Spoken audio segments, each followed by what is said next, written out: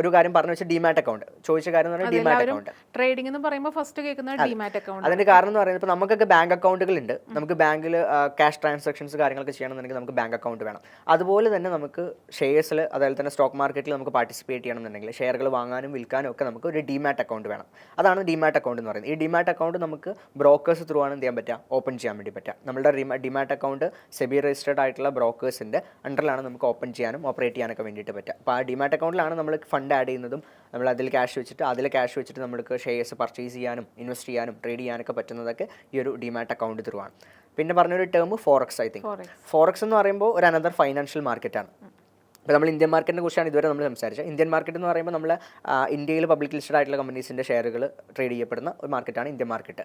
Forex എന്ന് പറയുമ്പോൾ foreign currency pairs, അതായത് മറ്റുള്ള രാജ്യത്തിൻ്റെയൊക്കെ കറൻസി പെയറുകൾ ട്രേഡ് നടക്കുന്ന ഒരു ട്രാൻസാക്ഷൻ നടക്കുന്നതാണ് ഫോറക്സ് എന്ന് പറയുന്നത്. അപ്പോൾ പുറത്ത് ട്രാവൽ ചെയ്തിട്ടുണ്ടോ, ലൈക്ക് പുറത്ത് ട്രാവൽ ചെയ്തിട്ടുള്ള അപ്പോൾ പുറത്ത് ട്രാവൽ ചെയ്യുമ്പോൾ നമ്മൾ അവിടുത്തെ കറൻസി യൂസ് ചെയ്യും അല്ലേ. അപ്പോൾ നമ്മൾ എയർപോർട്ടിൽ പോകുകയാണെങ്കിൽ അവിടെ എക്സ്ചേഞ്ചിൽ പോയിട്ട് നമ്മൾ എന്ത് ചെയ്യും, കറൻസി എക്സ്ചേഞ്ചിൽ പോയിട്ട് നമ്മൾ നമ്മുടെ കറൻസി വിറ്റിട്ട് അവിടെ നിന്ന് അവരുടെ കറൻസി എന്ത് ചെയ്യും, പർച്ചേസ് ചെയ്യും. അപ്പോൾ ഒരു കറൻസിയാണ് നമ്മൾ വാങ്ങുന്നതും വിൽക്കുന്നതും. ആ ഒരു കറൻസി ട്രാൻസാക്ഷനെയാണ് ഫോറക്സ് ട്രാൻസാക്ഷൻ എന്ന് പറയുന്നത്. സോ ഒരു കറൻസി ട്രാൻസാക്ഷൻ നടത്തിയിട്ടുള്ള ഒരാളാണെന്നുണ്ടെങ്കിൽ ഓൾറെഡി അയാൾ ഫോറക്സ് ട്രേഡിംഗിൽ പാർട്ടിസിപ്പേറ്റ് ചെയ്തു. അതിൻ്റെ ഒരു ഡിജിറ്റൽ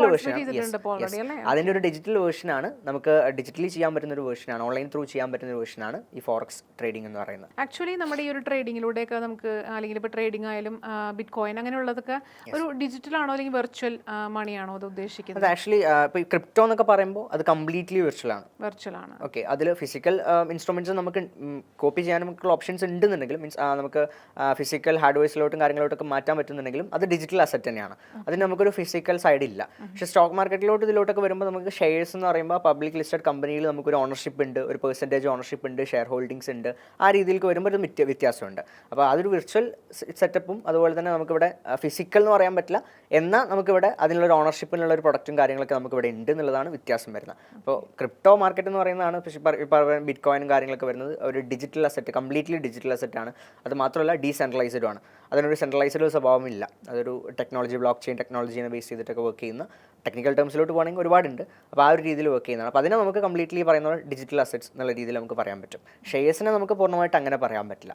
നേരത്തെ ഇത് ഫിസിക്കൽ അസറ്റ്സ് ആയിരുന്നു. നമുക്കിപ്പോൾ ഷെയറൊക്കെ പർച്ചേസ് ചെയ്യുന്ന സമയത്ത് ആദ്യകാലങ്ങളിൽ നമുക്ക് ഫിസിക്കൽ ഷെയർ ഡോക്യുമെൻ്റ് ആയിട്ട് നമുക്ക് പോസ്റ്റൽ വഴി നമുക്കൊരു ഷെയർ ഡോക്യുമെൻറ്റും കാര്യങ്ങളൊക്കെ വരുമായിരുന്നു. ഇപ്പോൾ അത് ഇപ്പോൾ ഡിജിറ്റലായിട്ട് നമ്മൾ ചെയ്യുന്നു എന്ന് മാത്രം. പക്ഷേ നടക്കുന്നത് ഫിസിക്കൽ ഓപ്പറേഷൻസ് അവിടെ നടക്കുന്നുണ്ടെന്നുള്ള. അപ്പം ട്രേഡിങ്ങിലേക്ക് നമ്മൾ കുറച്ചും കൂടെ കഴിഞ്ഞിട്ട് വരാം. അപ്പോൾ അതിന് മുന്നേ എനിക്ക് ചോദിക്കാനുള്ള കാര്യം ഭയങ്കര ഒരു എക്സൈറ്റഡ് ആണ് കേട്ടോ എനിക്ക് ചോദിക്കാനായിട്ട്. ഈ ഒരു 16 വയസ്സ് തൊട്ട് 21 വയസ്സുള്ള കാലഘട്ടങ്ങൾക്കുള്ളിൽ ട്രേഡറായി എന്ന് മാത്രമല്ല പിന്നെയും വേറെ ബിസിനസ് സംരംഭങ്ങളിലേക്ക് വന്നിട്ടുണ്ട്. അതെന്തൊക്കെയാണ് ആ ബിസിനസ് സംരംഭങ്ങൾ? ഞാൻ ട്രേഡിംഗ് സ്റ്റാർട്ട് ചെയ്തതിന് ശേഷം ആദ്യം സ്റ്റാർട്ട് ചെയ്ത ബിസിനസ് എന്ന് പറയുന്നത് അസറ്റ് മാനേജ്മെന്റ് കമ്പനിയാണ്, റോയൽ അസറ്റ്സ് ഇൻവെസ്റ്റ്മെന്റ്സ് എന്ന് പറഞ്ഞിട്ട്. പിന്നെ നമ്മൾ സ്റ്റാർട്ട് ചെയ്തതാണ് നമ്മൾ അക്കാദമി. കാരണം എൻ്റെ അടുത്ത് ഇപ്പോൾ പറഞ്ഞ പോലെ ട്രേഡിംഗ് പഠിക്കാൻ വേണ്ടി കുറേ പേര് നമ്മളെടുത്ത് വരുന്ന ആൾക്കാരുണ്ട്. അപ്പോൾ അവർക്ക് ഒരു പ്രോപ്പർ എഡ്യൂക്കേഷൻ, നമ്മൾ പ്രോപ്പർ ഗൈഡൻസിൽ ഒരു പ്രോപ്പർ കമ്മ്യൂണിറ്റി ത്രൂ നമുക്ക് കൊടുക്കാൻ പറ്റുകയാണെന്നുണ്ടെങ്കിൽ അതിന് വേണ്ടിയിട്ടാണ് നമ്മൾ റോയൽ ട്രേഡേഴ്സ് അക്കാദമി എന്ന് പറഞ്ഞിട്ട് ഒരു ഫൈനാൻസ് ഇൻസ്റ്റിറ്റ്യൂഷൻ നമ്മൾ സ്റ്റാർട്ട് ചെയ്തത്. ആൻഡ് അത് കഴിഞ്ഞ് നമ്മൾ പിന്നെ ഒരു IT ഫേം സ്റ്റാർട്ട് ചെയ്തു, ആഷ്കോർപ്പ് IT സൊല്യൂഷൻസ് എന്ന് പറഞ്ഞിട്ട്. പിന്നെ അതുപോലെ തന്നെ ഒരു സോഷ്യൽ മീഡിയ മാർക്കറ്റിംഗ് ഏജൻസി ഇപ്പോൾ റൺ ചെയ്യുന്നുണ്ട്. പിന്നെ അതുപോലെ നമുക്ക് ഒരു ഓട്ടോമേറ്റഡ് ട്രേഡിംഗ് സോഫ്റ്റ്വെയർ കാര്യങ്ങളുണ്ട്. പിന്നെ അതുപോലെ തന്നെ ഒരു ഇ-കൊമേഴ്സ് പ്ലാറ്റ്ഫോമും ഇപ്പോൾ നമ്മൾ റൺ ചെയ്യുന്നുണ്ട്. റോയൽ അസറ്റ്സ് ആൻഡ് ഇൻവെസ്റ്റ്മെന്റ്സിന്റെ കീഴിലാണ് ഈ ഒരു പാരന്റ് കമ്പനി എന്ന് പറയുമ്പോൾ ഗ്രൂപ്പ് ഓഫ് കമ്പനീസ് എന്നുള്ള രീതിയിലാണ് നമ്മളിത് റൺ ചെയ്ത് പോകുന്നത്. അപ്പോൾ നമുക്ക് ഈ അസറ്റ് മാനേജ്മെന്റ് എന്ന് പറയുമ്പോഴും നമ്മൾ ബിസിനസ്സസ് ആണ് നമ്മളിവിടെ റൺ ചെയ്യുന്നത്. ആ ബിസിനസ്സിലേക്കാണ് നമ്മൾ കൂടുതൽ ഫോക്കസ് ചെയ്യുന്നത്. ഇപ്പം സ്റ്റിൽ ഞാൻ പറയുകയാണെന്നുണ്ടെങ്കിൽ ട്രേഡിംഗ് എന്ന് പറയുന്നത് എനിക്ക് എൻ്റെ ഒരു ഇൻകം സോഴ്സ് മാത്രമായിട്ടാണ് ഞാൻ കാണുന്നത്. അപ്പോൾ ആ ഒരു ഇൻകം സോഴ്സ് അവിടെ നമുക്ക് മെയിൻറ്റെയിൻ ചെയ്ത് പോകാൻ പറ്റും. ആൻഡ് ബാക്കിയുള്ള ബിസിനസ്സും നമ്മൾ അതിൻ്റെ കൂടെ പാരലായിട്ട് റൺ ചെയ്ത് പോകുന്നില്ല.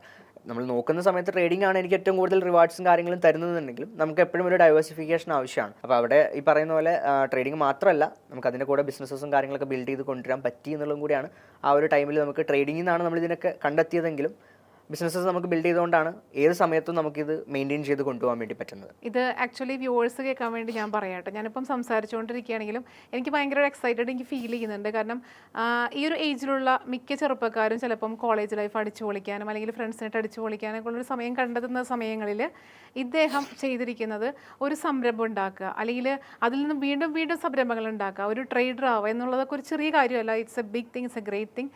സോ അതിനൊരു അപ്ലോസ് എന്തായാലും തീർച്ചയായിട്ടും ഉണ്ട് കേട്ടോ ഷിബിലി. ഷിബ്ലി റഹ്മാൻ. അപ്പോൾ ഷിബ്ലി റഹ്മാൻ്റെ ഒരു സംരംഭം എന്ന് പറയുന്നത് റോയൽ അസറ്റ്സ് ആൻഡ് ഇൻവെസ്റ്റ്മെൻറ്റ്സ് ആണ്. അതിൻ്റെ താഴെയുള്ള കുറച്ച് സംരംഭങ്ങളും കൂടി ഉണ്ടെന്നുള്ളതിനെ കുറിച്ചൊക്കെ സംസാരിച്ചു. ഇതിൻ്റെ എല്ലാം ഉടമ ഷിബ്ലി റഹ്മാൻ മാത്രമാണോ? കറന്റ് ഞാൻ മാത്രമല്ല, നമുക്കിപ്പോൾ എല്ലാം കൂടെ ഒരുമിച്ച് മാനേജ് ചെയ്യാന്ന് പറയുന്നത് പോസിബിൾ ആയിട്ടുള്ള കാര്യമല്ല. ഇപ്പോൾ ബിസിനസ് ചെയ്യുമ്പോൾ നമ്മളെ സംബന്ധിച്ചിടത്തോളം പ്രത്യേകിച്ച് ഇത് ഓരോ മേഖല ആയതുകൊണ്ട് തന്നെ, ഇപ്പോൾ ടെക് ആണെന്നുണ്ടെങ്കിൽ ടെക്കിൻ്റെ ഒരു സൈഡ് നമുക്ക് ഒരു ലിമിറ്റ് ഉണ്ട്. നമ്മളെ സംബന്ധിച്ചിടത്തോളം ഇപ്പോൾ പഠിച്ച് ചെയ്യാനാണെന്നുണ്ടെങ്കിലും ഒരു ലിമിറ്റ് ഉണ്ട്. അപ്പോൾ നമ്മൾ ചിലപ്പോൾ അത് പഠിച്ച് അത് ഫോക്കസ് ചെയ്യാൻ പോയി കഴിഞ്ഞാൽ നമ്മുടെ നിലവിലുള്ള ബിസിനസ്സിന് അത് ബാധിക്കും, അങ്ങനത്തെ പ്രശ്നങ്ങളൊക്കെ സംഭവിക്കും. അപ്പോൾ അതുകൊണ്ട് തന്നെ നമുക്ക് എല്ലാം കൂടെ ഒരുമിച്ച് ഞാൻ തന്നെ എല്ലാം ചെയ്യാം എന്ന രീതിയിൽ നിന്ന് കഴിഞ്ഞാൽ ബിസിനസ് ഒരിക്കലും നമുക്ക് സക്സസ് ആയിട്ട് റൺ ചെയ്യാൻ പറ്റില്ല. അതുകൊണ്ട് തന്നെ നമുക്ക് ഇതിന് കോ ഫൗണ്ടേഴ്സും കാര്യങ്ങളൊക്കെ ഉണ്ട്. അപ്പോൾ അവർ വെച്ചിട്ടാണ് നമ്മൾ ഇത് റൺ ചെയ്യുന്ന കാര്യങ്ങളൊക്കെ. അപ്പോൾ ഇതിൽ തന്നെ നമ്മൾ ഇൻവെസ്റ്ററായിട്ട് മാത്രം ഞാൻ നിൽക്കുന്ന ബിസിനസ്സസ് ഉണ്ട്. കംപ്ലീറ്റ് അവരാണ് റൺ ചെയ്യുന്നത്. നമ്മളൊരു ഗൈഡൻസ് മാത്രം അവർക്ക് അവിടെ ഉണ്ടായാൽ മതി. സൈലന്റ് പാർട്ണർ എന്നുള്ള രീതിയിൽ. അതെ, സൈലന്റ് വാക്കിംഗ് മീൻസ് ആക്റ്റീവാണ്, പക്ഷെ എന്നാലും നമുക്ക് ഈ പറയുന്ന പോലെ നമ്മൾ തിരിഞ്ഞ് നോക്കേണ്ട ആവശ്യമില്ല. കംപ്ലീറ്റ് കാര്യങ്ങൾ അവർ നോക്കും. ആ രീതിയിലേക്ക് നമ്മൾ അവരെ ഇനീഷ്യലി തന്നെ ട്രെയിൻ ചെയ്ത് അവർ ആ ഒരു ലെവലിൽ നമ്മൾ സപ്പോർട്ട് ചെയ്ത് കൊണ്ടു കൊടുത്താൽ മതി. ആ ഒരു ലെവലിൽ നമ്മൾ മെയിൻറ്റെയിൻ ചെയ്താൽ മതി. അപ്പോൾ എത്ര സ്റ്റാഫ്സ് ഉണ്ട് ഇപ്പം? നമുക്കിപ്പോൾ ഏകദേശം നമ്മുടെ ടീം സ്ട്രെങ്ത് നോക്കുകയാണെങ്കിൽ ഏകദേശം 30ഓളം ടീം സ്ട്രെങ്ത് ഉണ്ട്. 30ഓളം സ്റ്റാഫ് ഉണ്ട് അല്ലേ? Okay fine. പിന്നെ എത്രത്തോളം ക്ലയൻസ് ഉണ്ട്? ക്ലയൻസ് നമുക്ക് ഇപ്പോൾ നമ്മുടെ കമ്മ്യൂണിറ്റിയിലോട്ട് നോക്കുകയാണെന്നുണ്ടെങ്കിൽ നമുക്ക് ഏകദേശം ഒരു 1000ഓളം സ്റ്റുഡൻസ് നമ്മുടെ കമ്മ്യൂണിറ്റിയിൽ റോയൽ അക്കാദമിയിൽ നമുക്ക് പഠിച്ചിറങ്ങിയിട്ടുണ്ട്. അപ്പോൾ നമുക്ക് അസറ്റ് മാനേജ്മെൻറ്റിലാണെന്നുണ്ടെങ്കിലും 50 പേരോളം ക്ലയൻസ് വരുന്നുണ്ട്. പിന്നെ നമ്മുടെ സോഫ്റ്റ്വെയറിൻ്റെ സബ്സ്ക്രിപ്ഷൻ എടുത്തിട്ടുള്ള ആൾക്കാർ ഒരു 100-150 പേര് അങ്ങനെ വരുന്നുണ്ട്. അപ്പോൾ ക്ലയൻസ് എപ്പോഴും നമുക്കൊരു നമ്പർ എന്ന രീതിയിൽ പറയാൻ പറ്റില്ല. ഇങ്ങോട്ടും ക്ലയൻസുകൾ ഇങ്ങനെ ഓരോ ദിവസം വന്നുകൊണ്ടിരിക്കുകയാണ്, അങ്ങനെ വന്നുകൊണ്ടിരിക്കുന്ന രീതിയിലാണ്. അപ്പോൾ എല്ലാ സ്റ്റാഫ് ആയാലും അല്ലെങ്കിൽ ക്ലയൻസ് ആയാലും 100% സാറ്റിസ്ഫൈ ആണെന്ന് ഷിബ്ലിക്ക് സാറ്റിസ്ഫൈ ആക്കാൻ നമുക്ക് മാക്സിമം നമ്മുടെ സൈഡിൽ നിന്ന് ട്രൈ ചെയ്യും. കാരണം ഇപ്പോൾ ട്രേഡിങ്ങിൻ്റെ കേസിലോട്ട് വരുമ്പോൾ ബാക്കിയുള്ളതൊക്കെ ഓക്കെ, ബാക്കിയുള്ളതൊക്കെ നമുക്ക് 100% നമുക്ക് എത്തിക്കാൻ പറ്റും. പക്ഷേ ട്രേഡിങ്ങിൻ്റെ കേസിലോട്ട് വരുമ്പോൾ അവിടെ നമുക്ക് വരുന്ന സ്റ്റുഡൻസ് ആയിക്കോട്ടെ, നമുക്ക് ഒരിക്കലും 100% എന്നുള്ളൊരു സംഭവം അവിടെ അച്ചീവ് ചെയ്യാൻ പറ്റില്ല. കാരണം നമ്മളെപ്പോലെ നമ്മൾ മനസ്സിലാക്കി പഠിച്ച കാര്യങ്ങൾ, നമ്മളുടെ ഈ എക്സ്പീരിയൻസ് കാര്യങ്ങൾ ഇതൊക്കെയാണ് ഇവർക്ക് നമ്മൾ പഠിപ്പിച്ചു കൊടുക്കുന്നത്. നമ്മളുടെ കൂടെ ഇരുത്തിയിട്ടാണ് ഇവരെ ട്രേഡ് ചെയ്യിപ്പിക്കുന്നത്. അങ്ങനെ ഒരു എക്സ്പീരിയൻസ് അവർക്ക് ഉണ്ടാക്കി കൊടുത്ത് ആ രീതിയിൽ പ്രാക്ടീസ് ചെയ്യിപ്പിച്ചിട്ടാണ് നമ്മൾ ഇവരെ പഠിപ്പിക്കുന്നതൊക്കെ. പക്ഷേ ആ ഒരു സെയിം എഫേർട്ട് അവരിട്ട് കഴിഞ്ഞാലാണ് അതിൻ്റെ റിസൾട്ട് അതുപോലെ ഉണ്ടാവുക. ഇപ്പോൾ ഒരു ബാച്ച് വൈസ് ഒക്കെ വരികയാണെന്നുണ്ടെങ്കിൽ 10 പേര് നമ്മൾ എടുത്ത് നോക്കുകയാണെന്നുണ്ടെങ്കിൽ ആ 10 പേരിൽ 10 പേരും ഡിഫറെൻറ്റ് ഐക്യൂലായിരിക്കും. അവർ ഓരോരുത്തരുടെയും ഓരോ ക്യാരക്ടർ അല്ലെങ്കിൽ ഓരോരുത്തരുടെയും ക്യാപ്പബിലിറ്റി ഒക്കെ വ്യത്യാസം ഉണ്ടാവും. ക്യാപിറ്റൽ വ്യത്യാസം ഉണ്ടാവും, ക്യാപ്പബിലിറ്റി വ്യത്യാസം ഉണ്ടാവും, ഓരോ കാര്യങ്ങൾ വ്യത്യാസം ഉണ്ടാവും. അപ്പോൾ അതിനനുസരിച്ച് അവരുടെ റിസൾട്ടിലും അതിൻ്റേതായ വ്യത്യാസങ്ങളുണ്ടാവും. അപ്പോൾ 100% ഒരിക്കലും നമുക്കതിൽ അഷ്യൂർഡ് പറയാൻ പറ്റില്ല. ട്രേഡിങ്ങിൻ്റെ കേസിൽ ഒരു കാര്യത്തിലും നമുക്ക് 100% അഷുറൻസ് പറയാൻ പറ്റില്ല. അതിനിപ്പോൾ പ്രോഫിറ്റിൻ്റെ കേസിലാണെങ്കിലും എല്ലാത്തിൻ്റെ കേസിലും നമുക്ക് എല്ലാ മാസവും ഇത്ര രൂപ പ്രോഫിറ്റ് കിട്ടും എന്ന രീതിയിൽ ഒരിക്കലും ട്രേഡിങ്ങിനെ കാണാൻ പാടില്ല എന്നുള്ളത് ഞാൻ എല്ലായിടത്തും പറയുന്ന കാര്യമാണ്. അതിന് റീസൺ ഉണ്ട്. കാരണം ട്രേഡിംഗ് സ്റ്റിൽ ഒരു വേരിയബിൾ ഇൻകം സോഴ്സ് ആയിട്ട് നമുക്ക് കാണാൻ പറ്റുള്ളൂ. എല്ലാ മാസവും അതിൽ നിന്ന് ഒരു ഫിക്സഡ് ഇൻകം എന്ന രീതിയിൽ നമുക്ക് ട്രേഡിങ്ങിനെ കാണാൻ പറ്റില്ല. അതുകൊണ്ട് തന്നെയാണ് നമ്മൾ പാരലലായിട്ട് മറ്റുള്ള ബിസിനസ്സും കാര്യങ്ങളൊക്കെ ബിൽഡ് ചെയ്യുന്നതും ഒക്കെ ചെയ്യുന്നതും. അപ്പോൾ ഈ പറഞ്ഞ നമ്മൾ ചോദിച്ചു എന്ന് പറഞ്ഞാൽ 100% നമുക്ക് സാറ്റിസ്ഫൈഡ് ആക്കാൻ പറ്റുമെന്ന് വെച്ച് കഴിഞ്ഞാൽ നമ്മുടെ സൈഡിൽ നിന്ന് നമ്മൾ 100% സാറ്റിസ്ഫൈഡ് ആവും. നമ്മളുടെ എല്ലാ സർവീസസ് അവർക്ക് പ്രൊവൈഡ് ചെയ്യുന്നുണ്ട്. പിന്നെ അത് മാത്രമല്ല, ഇപ്പോൾ കമ്മ്യൂണിറ്റിയുടെ കേസിലാണെങ്കിലും ഒരു ട്രേഡർ നമ്മളെടുത്ത് വരികയാണ്, ഒരു സ്റ്റുഡൻ്റ് ആയിട്ട് വരികയാണെന്നുണ്ടെങ്കിൽ അവർ ട്രേഡ് ചെയ്ത് ഇൻഡിവിജ്വലി പ്രോഫിറ്റബിൾ ആവുന്നത് വരെ നമ്മളുടെ ഗൈഡൻസും കാര്യങ്ങളും നമ്മൾ കൊടുത്തുകൊണ്ടിരിക്കും. അതല്ലാതെ നമുക്ക് ഒരു മാസത്തെ കോഴ്സ് അല്ലെങ്കിൽ ഒരു 2 മാസത്തെ കോഴ്സ് അല്ലെങ്കിൽ 1 വർഷത്തെ കോഴ്സ് അങ്ങനത്തെ ഒരു സംഭവത്തിലല്ല നമ്മൾ അവരെ ക്ലയൻസിനെ നമ്മൾ അപ്രോച്ച് ചെയ്യുന്നത്.